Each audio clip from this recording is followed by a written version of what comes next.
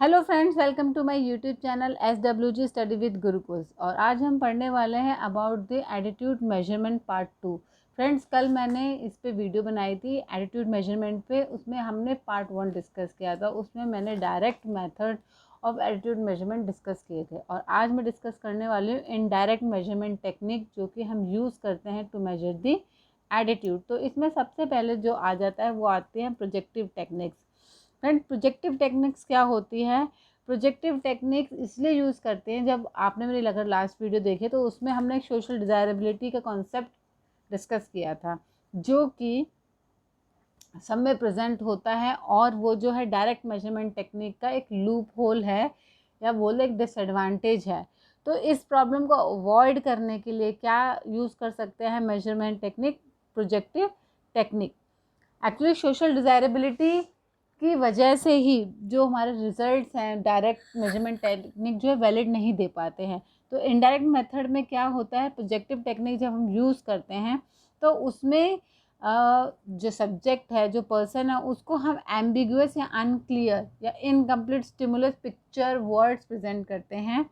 And उसमें जो है इंटरप्रिटेशन जो ली जाती है फ्रॉम ए पर्सन, उसको या तो स्टोरी बनाने के लिए कहते हैं, या उससे डिस्क्रिप्शन मांगते हैं, या उसमें कैरेक्टर्स क्या कर रहे हैं, ये सब जानते हैं।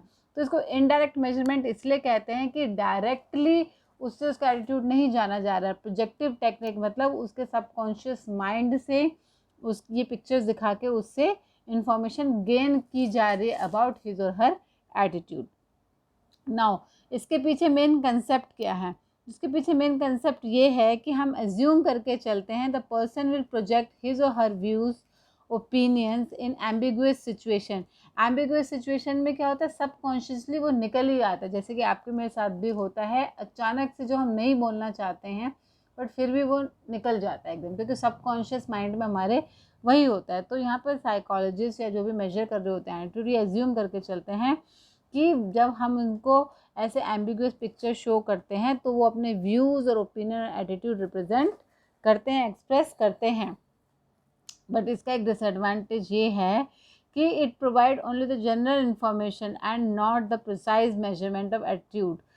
तो इसमें क्या है, क्वालिटेटिवली हम जो है इंफॉर्मेशन गेन कर सकते हैं, नॉट क्वांटिटेटिवली। मतलब एक जिसके बारे में हम एटीट्यूड जानना चाहते हैं उसी के बारे में हमें क्वालिटेटिव एजुकेशन वो इंफॉर्मेशन मिलेगी, नॉट द क्वांटिटेटिव वन।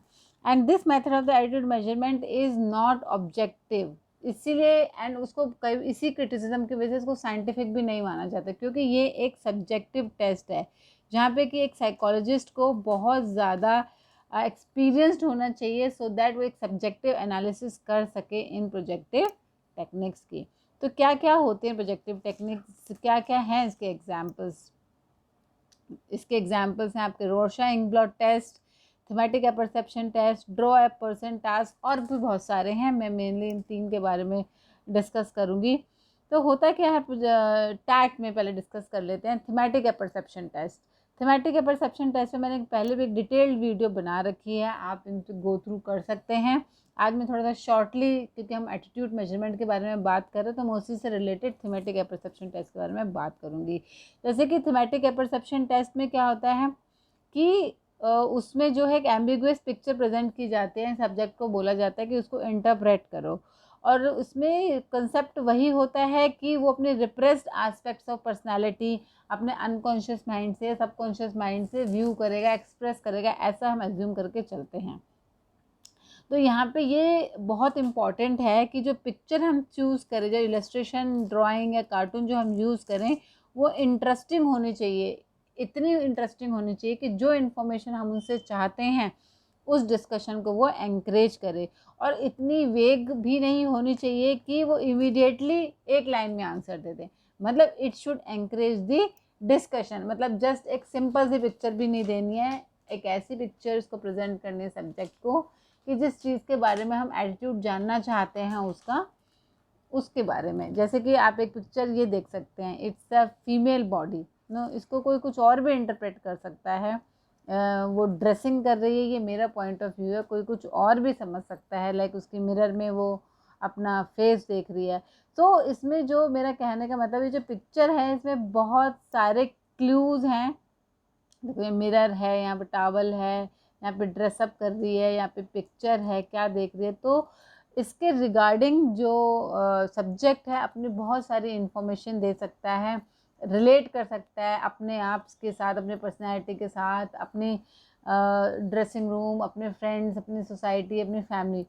सो ऐसी पिक्चर्स होनी चाहिए जिससे कि डिस्कशन और हो और निकल पाए। और साथ ही साथ ऐसा डिस्कशन करना चाहिए, हमें बीच बीच में ओपन एंडेड क्वेश्चन पूछते रहने चाहिए, like how you feel about it, और further on, carry on, so that subject should be motivate to express more and more. Next is the figure drawings. अब कुछ जो साइकोलॉजिस्ट हैं उनका फिगर ड्राइंग में भी बहुत रुझान रहा है इन द प्रोजेक्टिव टेक्निक्स। उसमें क्या होता है, in which an individual is instructed to draw a person, object or a situation so that उसके cognitive, interpersonal और psychological functioning can be assessed। अब ये टेस्ट यूजुअली बच्चों के साथ यूज़ किया जाता है, चिल्ड्रन के साथ, एडोलसेंट के साथ, एंड वैरायटी ऑफ पर्पजेस के साथ यूज़ किया जाता है, like to know about the self image, उनका फैमिली की तरफ क्या रुझान है, उनके रिलेशनशिप्स, उनकी कॉग्निटिव एबिलिटी एंड पर्सनैलिटी। तो ये जो फिगर ड्राइंग्स है मेनली बच्चों और एडोलसेंट के एटीट्यूड के बारे में जानने में ज़्यादातर यूज़ किया जाता है। Next is the house tree person, जिसको कि HTP भी बोलते हैं, जो कि बक ने इन 1948 इंट्रोड्यूस किया था। And this is use for the self perception and the attitude, जानने के लिए, जिसमें कि टेस्ट टेकर को क्या करना होता है, एक हाउस ट्री और पर्सन ड्रॉ करना होता है। And the picture of the house is suppose to tell the child feeling toward his और हर फैमिली। वो किस तरीके से घर बनाता है, उसमें कौन कौन होते हैं, पेरेंट्स होते हैं, सिबलिंग्स होते हैं, फ्रेंड्स होते हैं, हाउस के अंदर होते हैं, बाहर होते हैं, कहाँ प्लेस करता है, ये बहुत कुछ उसके फैमिली मेम्बर्स के बारे में एक्सप्रेस कर सकता है, उसका एटीट्यूड।